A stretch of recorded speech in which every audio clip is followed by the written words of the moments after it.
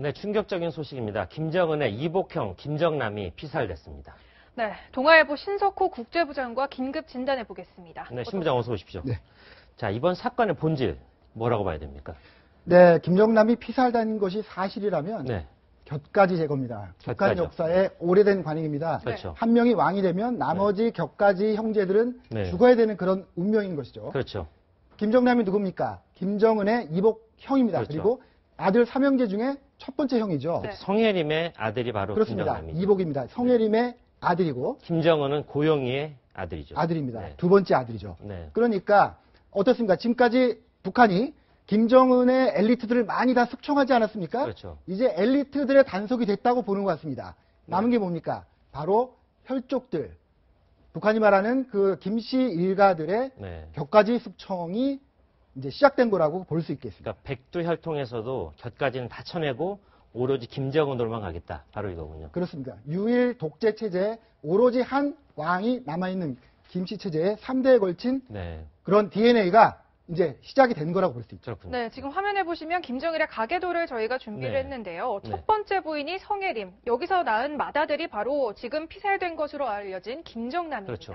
그리고 그 아들의 김한솔 군이 지금 생존해 있고요. 그렇죠. 오른쪽에 보면 김정은의 생모 고형이 밑으로 보이는 이 형제들이 보이는데요. 첫째가 김정철, 둘째가 바로 김정은, 그리고 셋째가 김여정입니다. 그렇죠. 지금 격가지 수청이라고 한다면 도대체 왜 한 거냐라는 질문을 다시 한번 드릴 수밖에 없는데요. 네. 김정은이 가장 위협적인 상대가 바로 김정남이었던 겁니까? 그렇습니다. 아시다시피 김정은의 바로 위 같은 배를 타고 난 형이 네. 김정철이죠. 네. 약간 그 여성 흐름이 있다고 하고 에릭 클프턴 들으면서 돌아다니는 그런 망인 생활을 하고 있죠. 네. 큰 위협이 안 됩니다. 하지만 네. 김정남은 김정은에게 실질적인 위협이 됩니다. 왜냐하면 얼마 전 한국 언론에도 등장했습니다만 네. 북한 체제에 대해서 굉장히 비판적인 네. 생각을 가지고 있고요. 거침없이 특히 얘기를 했죠. 네. 중국 정부가 김정남을 보호하고 있다는 그런 설이 굉장히 네. 사실인 것으로 지금 알려지고 있습니다. 중국 정부는 왜 김정남을 보호하고 있습니까? 중국 정부는 지금 물론 김정은이 지휘하는 북한 정부를 두둔하고 있습니다. 하지만 네. 김정은이 잘못한다든지 아니면 김정은이 중국의 국가의 이익을 건드릴 때는 언제든지 북한의 정권을 교체할 생각을 가지고 있습니다. 네. 그 대한 정권이 바로 김정남인 것입니다. 네. 그래서 오래전부터 네. 김정남을 중국이 관리하고 보호해왔다는 그런 정보들이 있습니다. 네, 김정남이 누굽니까? 도쿄 디즈니랜드에 가다가 붙잡혔었고요. 마카오, 홍콩 등 자유분방한 생활을 했었잖아요. 그렇습니다. 그런데 언제든 북한 당국이 처단하려면 할 수 있었는데 왜 지금입니까? 아까도 말씀드렸지만 이제 김정은이 자기의 5년 됐지 않습니까? 네. 자기의 체제를 내부적으로 단속했다고 보는 겁니다.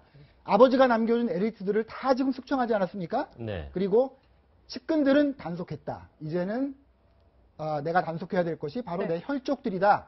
라는 그런 판단을 김정은도 했을 것이고 김정은을 둘러싼 그 김정은의 측근 세력들이 얘기했을 것입니다. 대장님, 이제 김정남을 쳐야 될 그런 시기입니다. 라고 그렇군요. 건의를 했겠죠. 아까 얘기했던 김한솔 군의 어떤 행방에도 상당히 관심이 쏠리는데 지금 어디에 있습니까? 김한솔은요, 김정남의 아들입니다. 어떻게 보면 김일성 주석의 증손자죠. 네. 그래서 어쨌든 백두혈통입니다.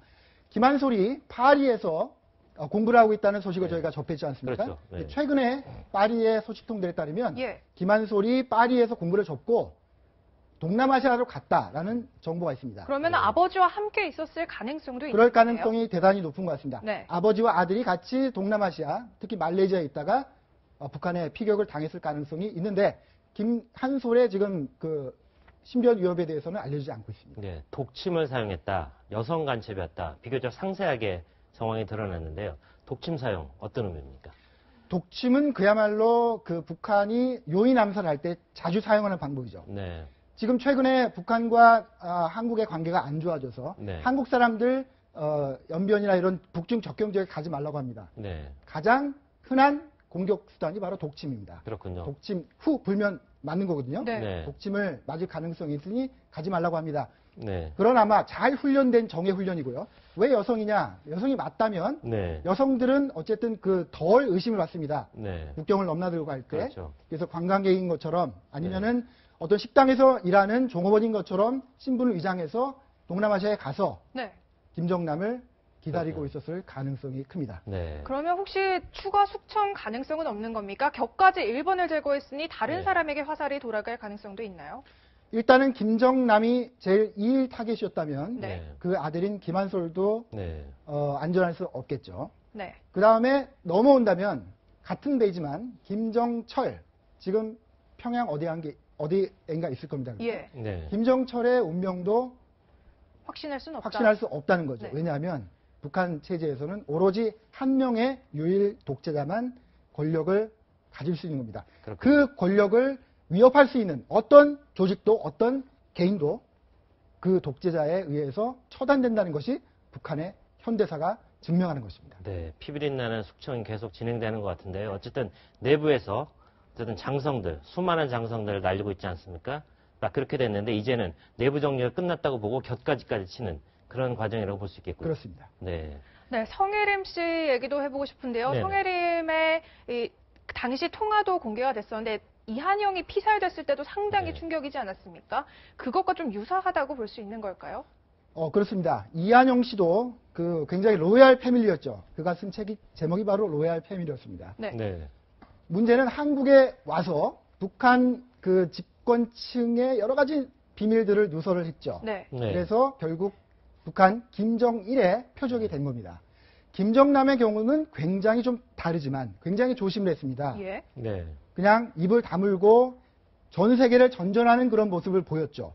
저는 그것을 김정남이 살아남기 위해서 그러는 겁니다. 굉장히 자기가 살아남는 어떤 방법을 알고 있구나라고 생각을 했었습니다. 네. 그러나 일부 언론과의 인터뷰에서 북한에서 비판적인 얘기를 했죠. 네. 아마 그런 것이 빌미가 된 것 같습니다. 네, 김정일의 75회 생일이 바로 이틀 뒤입니다. 이틀을 앞두고 이런 충격적인 사건이 벌어졌는데요. 지금 정부도 비상에 걸렸습니다. 통일부에 나가 있는 취재기자 연결해 보겠습니다. 이용환 차장 나와 있습니까? 네, 이용환입니다. 네. 네, 새로운 소식 있으면 전해 주십시오. 네, 다시 한번 확인시켜 드리겠습니다. 네네. 김정은의 이복형이죠. 김정남이 그제 말레이시아에서 피살된 것으로 공식 확인이 됐습니다. 정부 소식통은 김정남이 그제 오전 말레이시아 쿠알라룸푸르 공항에서 2명의 여성 간첩에게 독침을 맞고 14년이었죠. 일본 언론에 의해서 말레이시아에 있는 모습이 포착되기도 했습니다. 최근에는 내연녀가 있는 것으로 알려진 싱가포르와 말레이시아를 오가면서 지냈던 것으로 전해지고 있는데요. 김정남 피살 소식은 현지 공관을 통해 국가안전보장회의 NSC에 즉각 보고된 것으로 알려졌습니다. 김정남은 2010년 중국 베이징에서도 북한의 암살 공작을 피해 극적으로 생존한 바가 있습니다. 중국이 김정은의 대안으로 김정남을 보호한다는 이야기가 있었던 만큼 김정은이 결국 자신의 권력 유지에 문제가 될 것으로 보고 이복형인 김정남을 암살한 것으로 지금 보입니다. 지금까지 통일부에서 전해드렸습니다. 이용환 기자 잘 들었습니다. 김정일의 장남 김정남이 말레이시아에서 독침에 의해 피살됐다는 소식 계속해서 전해드리고 있습니다. 네. 자, 신석고 부장. 네. 김정남. 우리 정부에서도 상당히 눈독을 들였던 사람이잖아요. 한때 김정남을 데려와야 된다 이런 얘기까지 있었는데 사실은 이용 가치가 없다고 하면서 아예 방치해뒀다 이런 느낌도 있지 않습니까? 네, 그렇습니다. 이제는 말할 수 있을 것 같은데요. 네네. 이명박 정부가 출범하면서 보수 정권이 집권을 했습니다. 네. 그러고 여러 가지 안보 상황을 다시 보게 됐는데 그 중에 하나가 김정남을 한국으로 탈북시키는 거였습니다. 그렇죠. 비밀 프로젝트였죠. 그렇습니다. 네. 왜냐하면 김정남이 누굽니까? 아까도 말씀드렸던 것처럼 어쨌든 김정일의 맏아들입니다. 그렇죠. 네. 네. 굉장히 북한 체제의 정통성을 담보한 그런 인물이거든요. 그렇죠.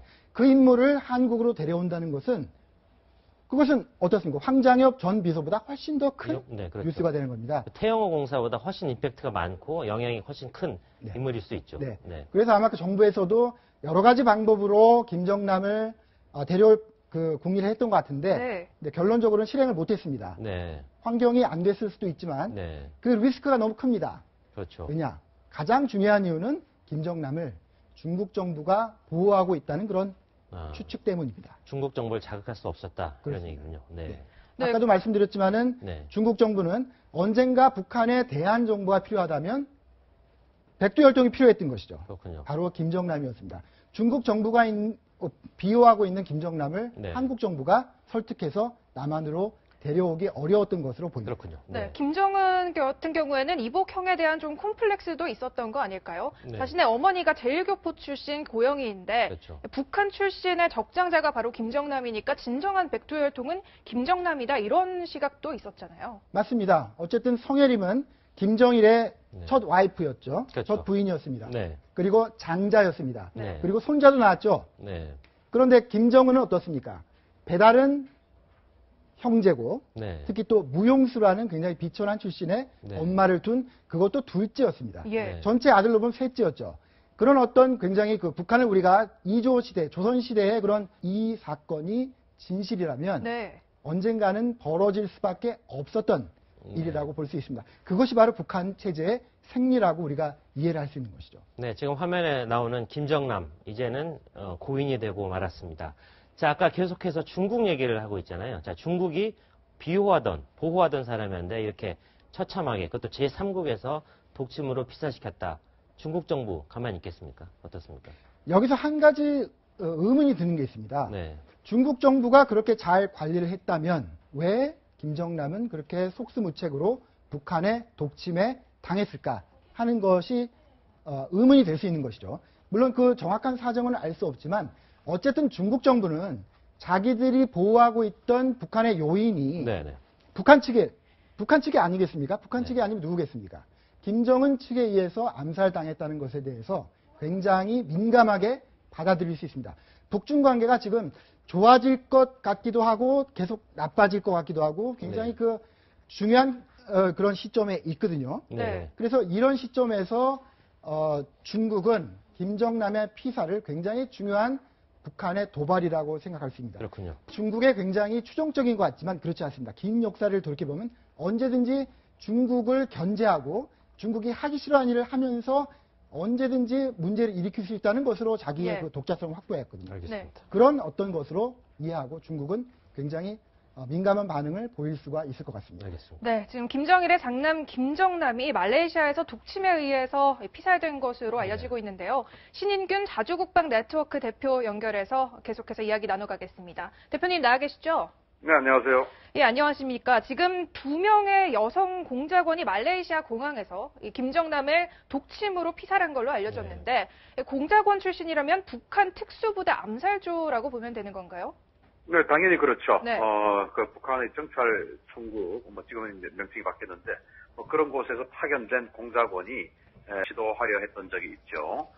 그 북한의 그 풍선이죠. 전단지를 보내는 그 박상학 씨를 지하철역에서 독침으로 암살하려 했다가 당시 이제 국정원의 선제적인 어떤 방어로 암살이 실패한 적이 있었고, 그전에는 권총으로 김한영 씨를 암살했던 적이 있죠. 그래서 이 독침 암살은 북한 공작원들의 전통적인 수법이다 이렇게 말씀드릴 수 있습니다. 네. 지금 김정은이 두려워서 2011년 아버지 장례식에도 참석을 하지 못했다고 하는데요. 김정남이 그렇게 신변에 이제 안전을 신경 썼는데도 이렇게 공항에서 피살된 이유가 뭐라고 보십니까? 저는 그 김정남이 좀 방심을 하지 않았나 생각을 합니다. 예를 들면 잘 모르는 얼굴의 여성 2명이 접근을 한다고 해서 어떤 거리를 내어주었다는 것은 말을 받아줬던지 여러 가지 북극성 2형 발사 실험에 성공을 함으로써 네. 또 트럼프 정부가 오늘도 캐나다와의 정상회담에서 트럼프가 최고의 어떤 조사를 써서 북한에 대한 강한 조치를 취하겠다라고 했지 않습니까? 예. 그 조치에는 군사적인 조치까지 들어간다라고 다들 판단하고 있는데 거기에는 선제 공격 가능성까지 있어요.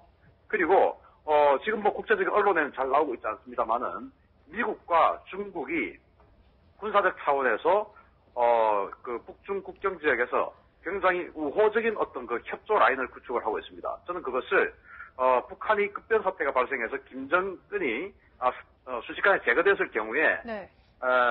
중국군이 북한 지역을 접수를 해서 핵시설은 핵무기는 미국이 가져가고 정권은 친중 정부를 중국이 재창출을 하는 시나리오가 진행되는 것이 아니냐 싶었는데 그 중국의 보험격인 김정남을 제거를 함으로써 중국을 움츠리게 만들 수 있다는 거. 그러면 이제 보험은 백두혈통 중에서는 김정철밖에 남지 않았거든요. 네. 네. 따라서 김정철은 지금 김정은이 보호를 하고 있을 것이기 때문에 중국의 어떤 그 행보에 대해서 강한 압박을 주는 움츠리게 만드는 그런 효과를 보았다. 저는 그렇게 판단합니다. 네, 네. 지금까지 신인균 자주국방 네트워크 대표 연결해서 긴급 진단해봤습니다. 감사합니다. 감사합니다. 네. 자, 신석구 부장. 네.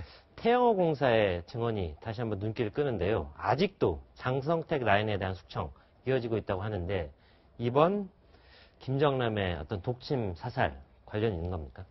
굉장히 좋은 지적이십니다. 네. 장성택 김정은의 고모부죠. 2014년 12월에 처형당했습니다. 그렇죠? 네. 네. 그런데 저희가 그 2008년에 김정일이 만약에 사망하면 누가 승계를 하겠느냐라는 그 설문조사를 한국의 북한 전문가들이 한 적이 있습니다. 네. 그때 제일 많은 대답이 김정남이 장성택의 권력을 얻고 같이 승계를 할 것이다. 네. 이게 가장 큰 답이었습니다. 물론 틀렸죠. 네. 그 정도로 북한 전문가들이 생각할 정도로 김정남은 장성택의 사람이었습니다. 그렇군요. 거꾸로도 됩니다. 장성택은 김정남을 등에 업고 아마 김정일 이후에 북한을 끌어갈 그런 생각을 했던 것 같습니다. 네. 그런 차원에서 본다면 이번 김정남의 피살은 장성택의 마지막 숙청 대상이 김정남이었다라고 그렇군요. 그렇게 좀 저널리즘하게 얘기할 네. 수 있을 것 같습니다. 네, 대통령 탄핵 사태 속에서 어떤 남북관계 관리 굉장히 중요해졌습니다. 지금까지 국제부장이죠. 신석호 부장이었습니다. 수고했습니다. 감사합니다.